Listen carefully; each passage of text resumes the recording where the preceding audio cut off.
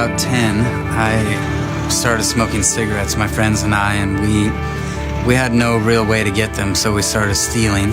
Anything we wanted that we didn't have the money to get or couldn't get, we just started stealing. And when I was 21, we were smoking marijuana every day, but one day we just couldn't get anywhere, and one of my friends had run into somebody who had a bunch of coke, and he said, well, we can't find any marijuana, but we can get some coke. And we got some. He told me, he said, we can get real high, and we can sell it, and we can actually make money. And I told my friend, I said, if I don't stay away from this, if I don't stop this right now, it's going to destroy my life. Like, I could feel that I loved it so much, what it did, that I was already addicted. Within a month, we're probably snorting $350 a day on average just in cocaine, plus we were smoking marijuana, plus we were drinking alcohol. Then ecstasy started coming around, and the first time I tried it, I ate a half a pill, and then I snorted another half, and we're driving down the road, and it hit me, and I said, man, forget coke, forget weed, forget alcohol. If I did this the rest of my life, this is all I care about. And so within days, where I'm eating and snorting 5-6 pills every single day, and we're selling them. We're selling coke, we're selling ecstasy, we're eating it like crazy, and it was real bad.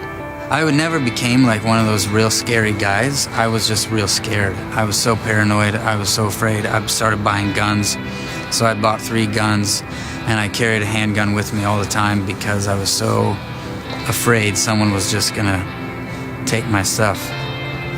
A friend had got me a job in a restaurant that was a very nice restaurant in our city, like the nicest in the city, and they were training me to be a chef.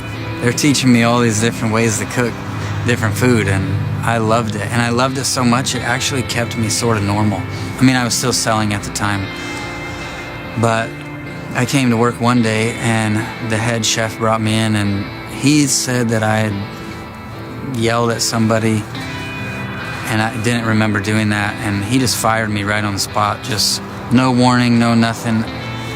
When I came home that night, that job was the only thing I cared about, and so I was done. I didn't want to live anymore. I didn't want to be here anymore at all. And so I went to my room, I got on my bed, I laid face down, I had one of my guns right there. My plan was to put the gun in my mouth and just pull the trigger. And before I could do it, I was talking to myself. I said, I wish I would have listened to my parents. I wish I would have listened to my teachers. I wish I would have listened to my pastors. I wish I could start my life over. I wish I could just be born again. And I feel somebody walk into the room, and I hear a voice say, you must be born again. And so I told Jesus, I said, if you can get me out of this, I want to help kids not go down the path that I went down. And I said, if you can make me born again, if you can change me, I need you to do that. If you can't do that, I'm going to kill myself. And all these sins started pouring out of me. I just confessed everything that came to my mind, and I'm weeping and laying on my face, just crying and confessing everything.